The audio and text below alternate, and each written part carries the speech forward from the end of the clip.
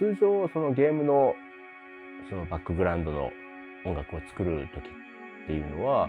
もちろん世界観であったりとかキャラクターの説明であったりとか、そういうそこまでできているものは見せてもらえるんですけれども、ゲーム自体がまだできていないことが多いので、そこはいろいろ想像しながらというところはあるんですね。でなので実際にその出来上がったものにつけていくっていうよりかは、いろいろ説明をされて、でそれがリスト化されたものを見ながら作っていくというところが多いんですね。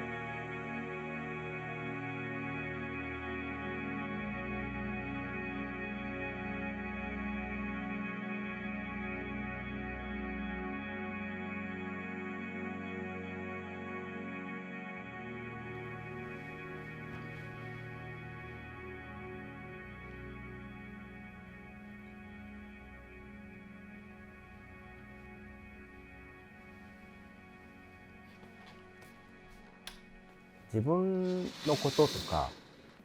自分らしさみたいなものって、自分が一番分かっているようでいて、自分が一番分かっていないなっていうことを、特に年を取ってきてすごく思うようになっていて、で若い時にこれが得意だ、で僕が作るものの良さはここだ、ここを聞いてほしいっていうのがやっぱりすごくあったんですけれども、意外とその聞いてくださいって聞いてもらった時に、すごくいいね、特にここがいいねって言われる時が、自分が予想していたところと違うところだったりとか、あ、そこが引っかかるんだっていう意外なところが結構あって、でやっぱりそうなってくると、どんどん僕が必要とされているのはこの部分なのかなっていうのがどんどん変わっていったりとか、その時期によって鉄拳をやってた頃の僕の良さとニアをやってた時の僕の良さは全然違うものだって思っているんですけれども、それはやっぱり人としての、成長っていうといいですけれども、それやっぱり年を取っていくみたいなことって、その単純に何かが積み上がる、何かが失うっていう単純な話ではなくて、いろいろやっぱり変化していくものだと思っているので、その若い時の時代を汲み取る力とか、すごくエネルギッシュなものとやっぱり真逆になっていくっていうのは自然なことかなと思っているので、今の僕の良さはそのメロディーであったりとか和声で経験してきたものが出るような人間らしい情感みたいなものが出せるのが僕らしさかなと思ってます。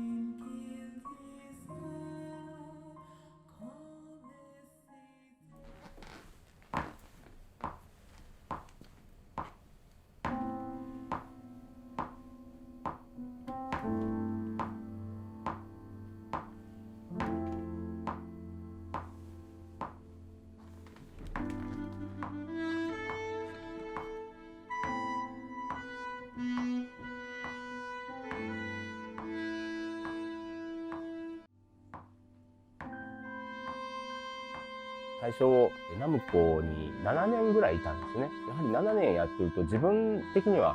ある程度のことはできるようになったっていうふうに思って、そして辞めたんですけれども、やはり違う業界に行った時にもう全然経験がない新人と同じように扱われるみたいなところもあって、正直すごく辛い現実として、やっぱりやり方も全然違ったので、そこでいろんなことをこう経験して、一番やっぱり違ったのが、その生の楽器を収録したりとか、歌ですね、そういうものを収録してそれで作り上げていくっていうノウハウみたいなものが、僕はそれまではあまり経験がなかったので、そういうことも勉強しながらこうゲームの仕事をまたいろんな幅を持ってやり始めた頃に、ニーアレプリカントゲシュタルトの話をいただいて、であれは横尾さんが歌を入れたいとこうおっしゃっていて、でそれまで、ゲームの音楽っていうのはもうインストが当たり前で、その歌を入れるとそのキャラクターがセリフを喋ると、でそれに対して歌がかぶってやっぱり邪魔になってしまう。だからそれはもうご法度みたいな空気感がちょっとあったんですね。だけどやっぱり歌って言ってもやっぱりいろんな表現方法がありますし、でそんな中でこうエミさんをそのニアで歌ってもらったのは、エミさんの声っていうのはすごく独特だなと僕は思っていて、そういう雰囲気的なことだけでなくて、やはりその周波数的なものでなった時に、日本の声優さんの発声の仕方とエミさんの声の質が全く違うもので、こうバッティングしないなっていうところがすごいあったんですね。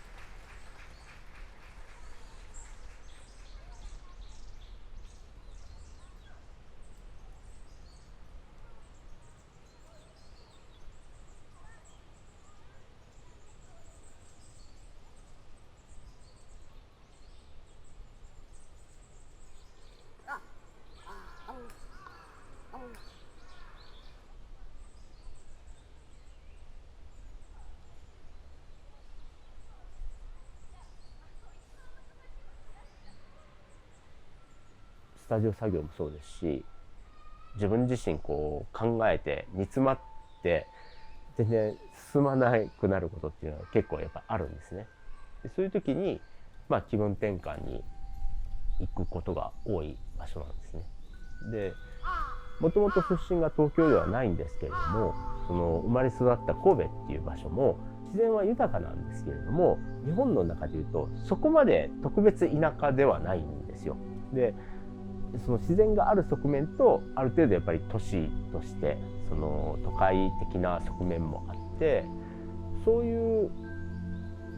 経緯でこう育ってきているので、その本当の意味での自然、その勝手にこう作り上げられた自然っていうのはあまり僕自身触れてきてないんですよね。で臨死の森公園っていうのもやっぱり人が作っていった自然なんですよね。僕自身こういう人の手が入っている自然っていうものが心地よく感じるっていう、その今までそのクリエイターとしてのお話でもずっと言ってきたそのバランスを取るっていうところで、僕はこの自然がちょうどいいんだなっていうのをすごく感じれる公園なんですよね。なのでそういうのが例えば作ることに詰まった時とかも、あそこに行くことによってそういうことを今一度こう再認識できる場所みたいなところはありますね。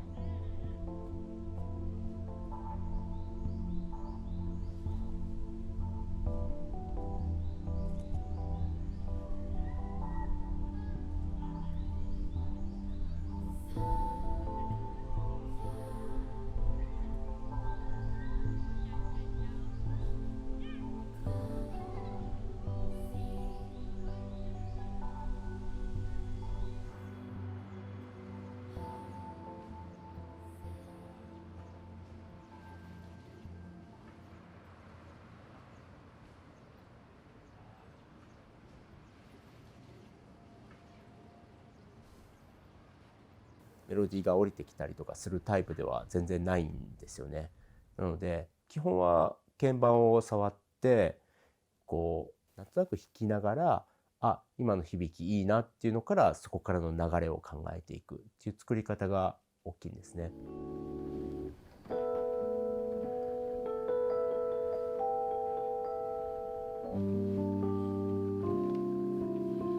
激しい曲とかであれば、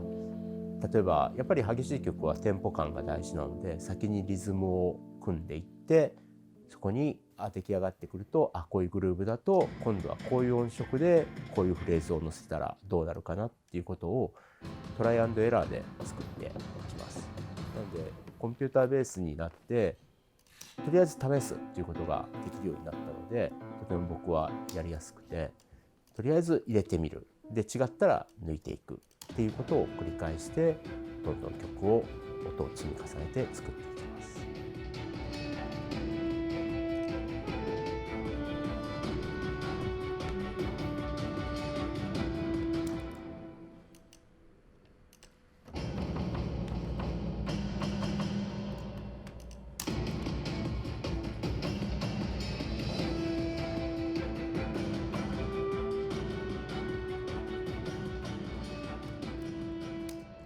モナカのここのオフィス自体がモナカのメンバーがみんな常にここにいるわけではなくて、僕は基本外のスタジオとかじゃない時はここにいることが多いんですけれども、独り立ちしている作家はもうみんなそれぞれ自分の自宅だったりとかで作業を普段してるんですね。で、普段ここにいるのはまだ勉強中みたいなところがある、ちょっとアシスタント的なこととかもやってもらうような人が常にいたりとか。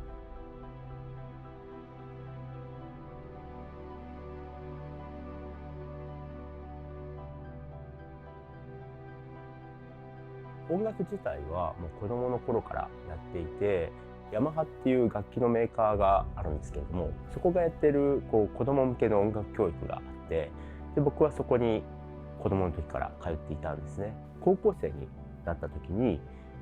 バンド活動を始めたんですよ。そういうパフォーマンス、演奏することよりもどんどんそのバンドのアレンジメントであったりとか、その自分で音を積み重ねていく作業みたいな方にどんどん興味が湧いてきて、音楽はとても好きで、もちろんそれで仕事をするようになればいいなと思っていたんですけれども、今と違ってネットもないですし、その音楽の仕事をどうやればできるようになるかとかもやっぱ分からなかったんですね。僕はそこでやっぱり音楽は難しいだろうと決断をして、美術系の学校に行ったんですよ。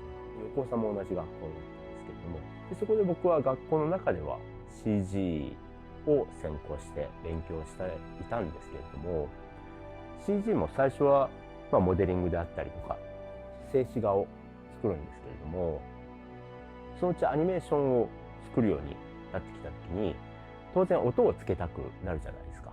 その音の演出も考えた CG を映像として作れるなと思って、そういうことをやってすごく楽しかったんですね。周りの友達とかは当然映像を作るためにその学校に来てるので、音は自分で作れないから、岡部できるんならちょっと僕のにもつけてよって話になって、もちろんそれもすごい楽しかったので喜んでっていう形でやらせてもらってて、でそれをやっぱり繰り返すうちに、やっ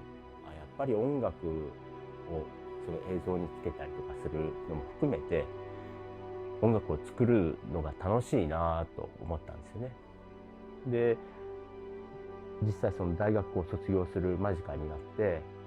仕事として今後どうしていくかっていうのを調べている時にゲームの会社の求人を見て、ゲームの会社は音楽を作って会社員としてやらせてくれるんだっていうところを初めてそこで知って、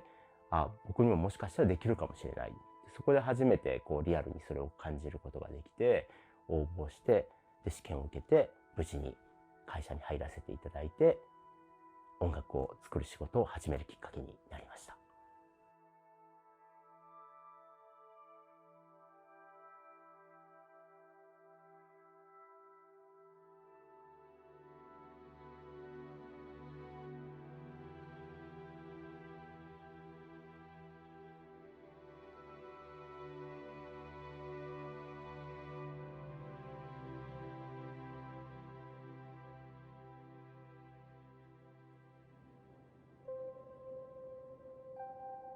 横尾さんとは学生時代に知り合ってっていう話をしたんですけれども、学年でいうと横尾さんが一つ先輩だったので、挨拶をする程度で知っているっていうレベルだったんですね。でナムコに入社する時に横尾さんも一緒に入社してるんですけれども、それは横尾さんが卒業する前に1年留学をされたんですよね。なので結果就職をナムコに入るタイミングは同じになって、そこでとても仲良くなったんですね。で横尾さん以外にも何人か同じ学校からナムコに行った人間がいて、でみんな神戸から首都圏に出てきたので、会社が借りてくれたところに住まわせてもらってたんで、やっぱり仲良くなってって感じだったんですけれども、ただ仕事自体は一緒にする機会は全然恵まれなくて、でニーヤが始まる時には横尾さんはキャビアっていう会社にいて、僕はその時はもうモナカ立ち上げてたんで、横尾さんが今度こういうゲームを作ろうと思ってる。でそこでやっぱりちょっと音楽の演出をちょっと凝ったことにしたいと。でその歌を入れたいっていうことであったりとか、横尾さんの中ですごく明確にこうしたいっていう音楽に対するビジョンがあったんですよね。もちろんそのいろんな優秀なこうゲームのサウンドのクリエイターさんはいるんですけれども、そのプライベートでの距離感の近さとかで横尾さんが多分言いたいことが言えるってすごい思ったんじゃないかなと思うんですよね。でやっぱりコミュニケーションも取りやすいですし、でトライアンドエラーを多分やりたいっていうことをすごく前提に考えてたので、そこのコミュニケーションのやりやすさであったりとか、遠慮なくこれは違うって言える関係性っていうところで多分僕に声をかけていただいたんだろうなっていうのが僕の中ではありますね。岡部さんの曲が大体20点ぐらいで、それが100点になって80点が半分の中なんだよね。それは否める。まあもともといい曲も当然あるんですよ。運営施設とかね。なんか腹立つ。俺のじゃない曲でしょ。岡部さん作曲以外の曲は大体いいんだよ。うるさい。でもなんかその今回バンドを初めて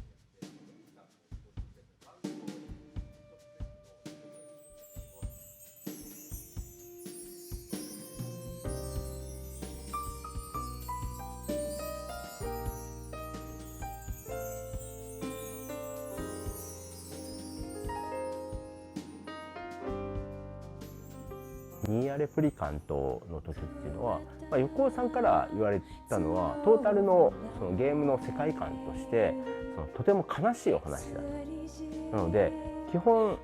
ニーヤの曲は村の曲であっても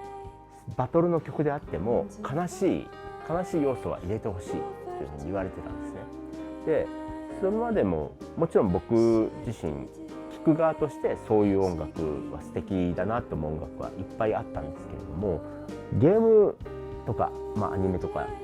一本を通して全部悲しいみたいなのってなかなか正直オーダーとしてはなくて、なのでそこが苦労したポイントではあるんですけれども、結果としてそこが僕らしさになったなって思うような情感が生まれたなって思ってるタイトルですね。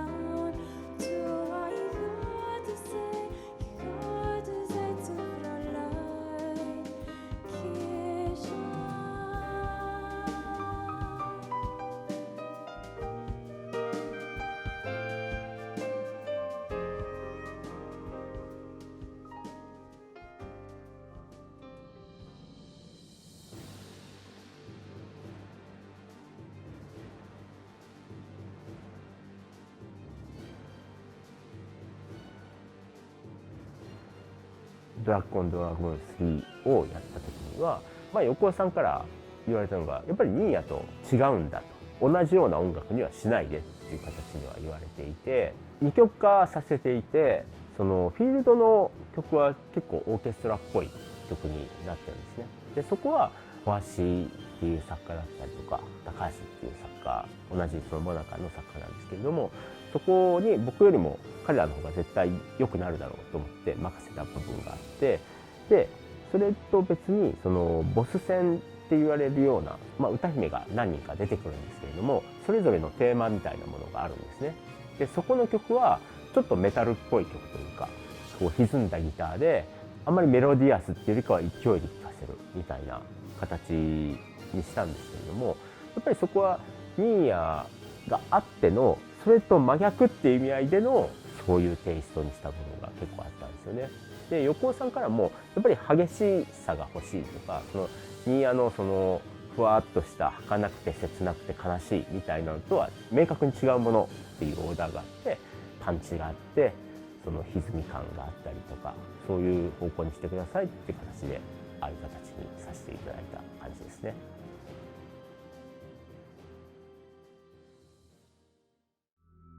気づかなかったな。司令官からの命令で 2B さんのメンテナンスを担当することになったんです。これから定期的にチェックしますね。この記録を聞いた者がいたら伝えてほしいことがある。もし夜ハ部隊所属 9S に会うことがあったら、私は彼に今度オートマタをやるときっていうのは、そのまたニーヤに戻ってはくるんですけれども、やっぱりパッと見た時の印象が、レプリカントは最初始めた時はやっぱりファンタジーっぽい雰囲気だと皆さん思って始められたと思うんで、そういう世界観っていうのを表現しようと思ってやってたんですけれども、オートマタはもう最初から SF っぽいといいますか、でキャラクターもアンドロイドだったりとか、そういう有機的なものっていう、結果そのゲームのテーマとしてはそういうところにも関わってくるとは思うんですけど、で、横尾さんからももう少しスケール感を出す方向で、あんまり情感をこう出すレプリカントとは違うのっていうので、ああいう形で落ち着いたんですけれども、ただやっぱりニーヤシリーズっていうところもあったので、やっぱりニーヤファンの人が音楽に求めるものとしてその情感っぽい曲とかも結構ありますね。なのでそれは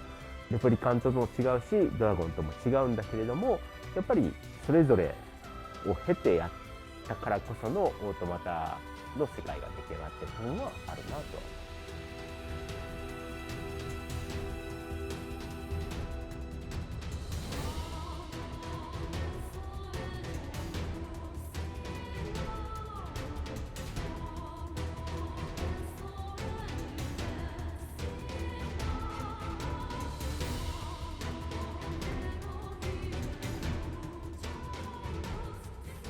結構びっくりしたのが、いろんなそのオートマタの時に結構いろんな曲にレイヤーをたくさん作ったじゃないですか。で、砂漠が終わるぐらいまでほとんどレイヤーを一番静かなのしか使ってないっていうのをゲームをやって気づいて、で最後にその後でもうちょっと後でその横尾さんのインタビューかなんかで言ってたんですけど、あ、確かにみたいな。そうなの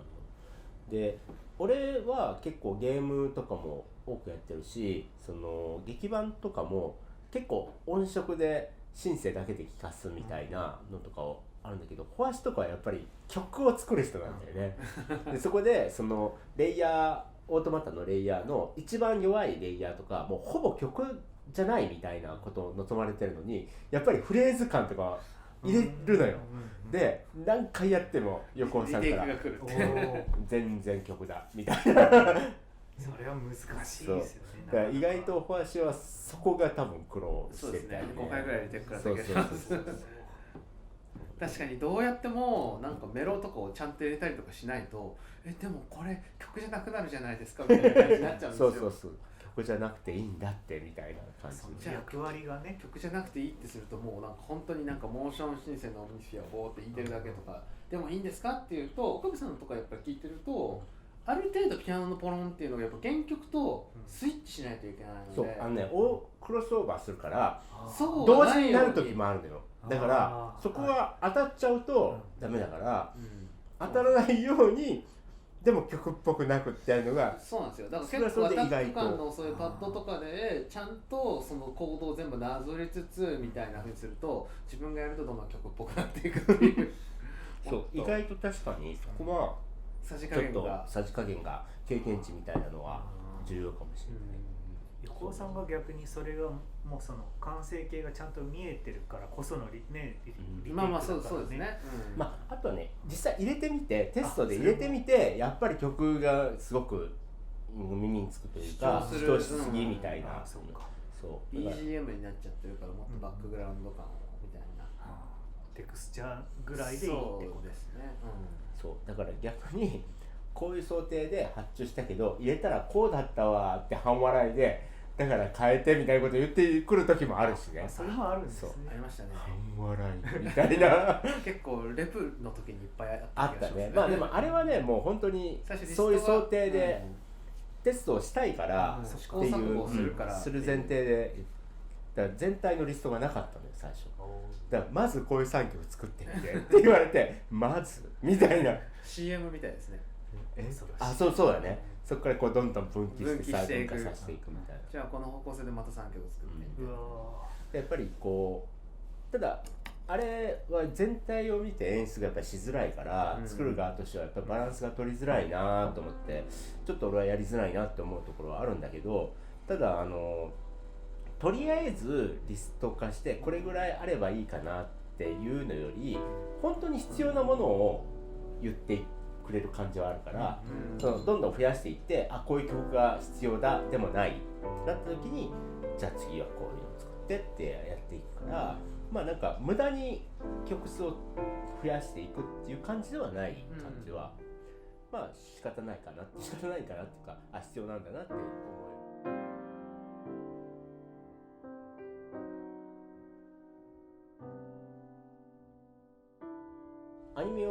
その音響監督さんがステムを編集してくれたりするけど、オートマタとかはそれぞれそのレイヤーを自分で用意してて、でそれをプログラムでやってくれてるから、でもそれをこうサントラにするときにそのレイヤーを別々で入れるとすごい物量になるんだよね。でオートマタのサントラって3枚組にしてもらったんだけど、やっぱり3枚組でもある程度やっぱり当然全部レイヤーとかを別々に入れちゃうともう入りきらないっていうのもあって、そもそもリスニングとしてそれはないんじゃないかみたいな気持ちになって、だとしたらもうそのレイヤーは1曲としてまとめようっていうので、サントラ用にそのレイヤーを編集して1曲にこうまとめたりしたんだよね。すごい大変でしたね。大変だったよね。曲にするのが難しい。そうそうそう、それ用に作ってないから。あとあれサントラっていつ出たの？ゲームからすぐ後とかでしたっけ？ 1ヶ月後ぐらいじゃなかったっけ？ゲーム出た。だからそれが結構良かったんですよ。ゲームやってたんで自分でプレイしてたんで。ああ、そうかそうか。そう、ゲーム中でどうやってそのどのレイヤーがどのぐらい聞こえるかっていうので、多分その中の割合でプレイヤーさんがここのレイヤーがそもそも自分が聞きたいのにないとかいうケースが発生するかなと思ってたんですけど、確かに確かに。そこのさじ加減はちょっとゲームやってたので、そうなんだよね。そうレプリカントの時はゲームの1日前に確か出たんだよね。そうですよね。水曜木曜とかそういう兼ね合いあるじゃないですか。あれでそう音楽その CD 流通がゲームより1日前、水曜日でゲームが木曜日だったから1日前発売っていう流れだったから、そのサントラ作ってる時はゲームの中のものは本当にテスト的にしか見てない状態だったんだよね。プレイ中にどうやって聞こえるかっていうのによってやっぱりサントラってユーザーさんやっぱりそのゲームの体験を振り返りたいっていう用途が多いと思うので、ゲーム中で聞こえてた通りに聞きたいっていうのが多いと思うんですよね。そうなんですよね。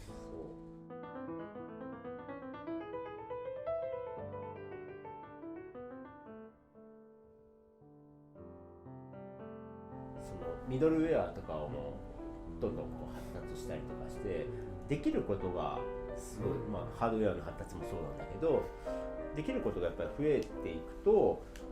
当然表現方法としての作り方自体にも変化が出てきてみたいなのが、なんかナムコに社内でいた時ほど当然そういうのってこう密にゲーム側とできるじゃないですか。で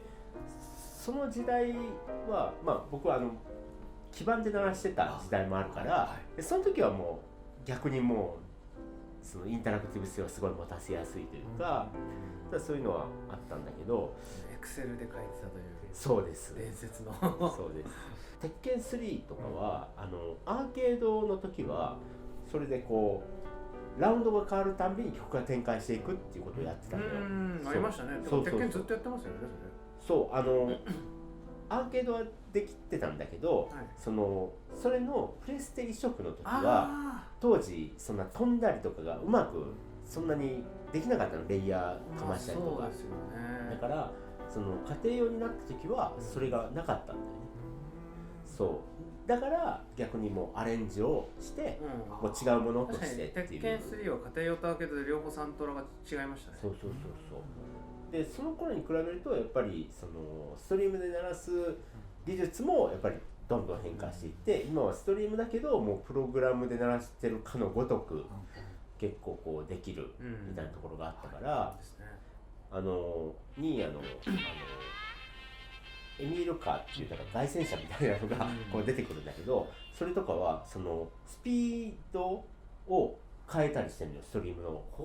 そうリアルタイムで。それはすごい。拡声器の拡声器で放送しながら走ってるので、そのエフェクトとかも元普通の要はファイルをこっちへ納品して、向こうがリアルタイムですごいスピードで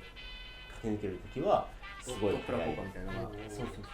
ピッチもそのドップラー効果のピッチもそうだしっていうのがこうできるのを見ると、もうそのプログラムで鳴らしてた時と同じようなこう表現方法というかインタラクティブ性を持たせつつ、ちゃんとスタジオで作ったクオリティのものを流せる時代になったんだなっていうのをすごいあの時すごい思ったんだけど、両方のいいところがそうそうそうそう使えるようになった。確かにプレステ1の時代はちょっと難しかったかもですね。下手すると CTD で鳴らしてるやつとかあったかもですね。あったレイヤーで鳴らせないですよね、そうなると。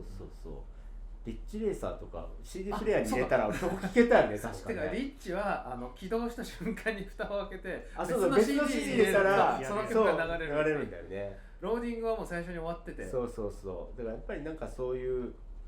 まあプレイヤーとしてもそうだけど、作る方としてもそのハードウェアのこう進化とともに求められることもこうすごい変わってきてて、で今すごいもうだいぶ成熟してる感というか、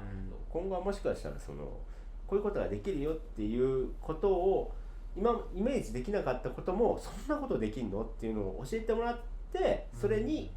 感化されて、じゃあこういうことをやってみようかなっていう、その作る方にまたフィードバックされていく可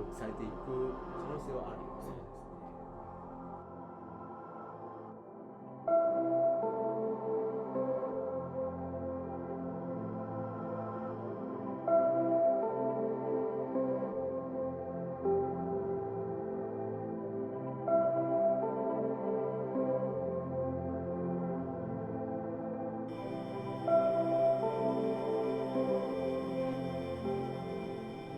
その俯瞰で見るっていう意味合いで言うと、その東京の中で自分も生きていて、たくさん見えるビルの中の一つの明かりの中で僕と同じように誰かが仕事をしてたり、普通に営み生活をしている。でやっぱりその渦中にいると、その今僕が見えてる視点ではやっぱり見えてないんですよね。でそれがやっぱり俯瞰で見た時のことをイメージできるかどうかはすごく重要なことなので、それが実際に自分がの一つの明かりの中で例えば仕事をしてたりとか物を作っている時ってを今っていうのが具体的にそれを経験することですごくリアルにその主観で見ることもそうだし、俯瞰で見ることも具体的なイメージをすごくつかみやすいきっかけになるなと思ってますね。でそれがやっぱり中にいる時には感じづらいんですよね。モナカのスタジオで作業している時もやっぱりここが世界の全てな感じになっちゃいがちというか、イメージ理屈では分かってるんですけれども、でそういうのが具体的にすごくイメージできる場所にはなってますね。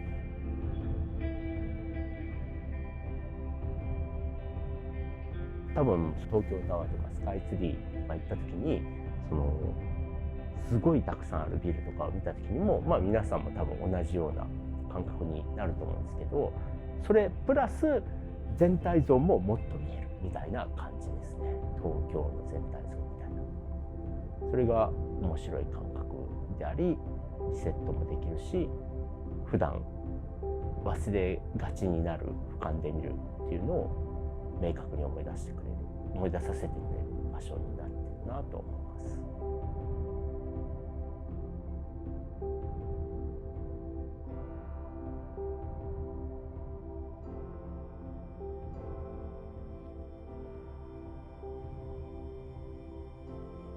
僕はクリエイターではあるんですけれども、アーティストではないと思っていて、アーティストっていうのは僕の中では自己表現といいますか、自分の中から出ているものをこう表に具現化するのをこう作っていく作業だと思っていて、で僕が今いる立場っていうのはやっぱり人からこういうのを作ってくださいってとか、具体的にこういうのって言われなくてもその母体になるものがあるケースが多いんですよね。こういう世界観ですとか、こういうお話です、こういうキャラクターですみたいなものがあって、そこに寄り添う音楽を作ってくださいって言われてるのは、自分の中から湧き出るものというかは外からの何かに対して自分が答える作業だと思っているんですね。でもちろんそこに対して僕だったらこうしますっていう提案をする、その新しいことを何か生み出していくっていう作業はあると思うんですけれども、やっぱり根本のスタートが違うなと思っているんです。で僕自身もう散々言ってるように、若い時からもう長い時間こうやって音楽を作っていくと、その時期その時期でやっぱり作るスタンスみたいなのが変わっていて、若い時っていうのはやっぱり僕が感じてるようにいいねって感じてほしいっていう思いで作ってたんですよね。で特に仕事より前、もう趣味でやってた時ですよねの時ほどそういう思いがすごく強くて、だけど仕事としてやっていくっていうのはどういうことかっていうのをいろいろ経験していく上で、やはりその僕がいいと思うところっていうのをその入れるべき場所、それ入れるべき量みたいなものっていうものはすごく大事だっていうふうに思うようになって、でどんなにいい曲でもやっぱり母体のそのゲームとか映像と合わないもの、その演出にそぐわないものをやると、やっぱりそれぞれがいいのに合わさった時に全然良くないハーモニーを出しちゃうだと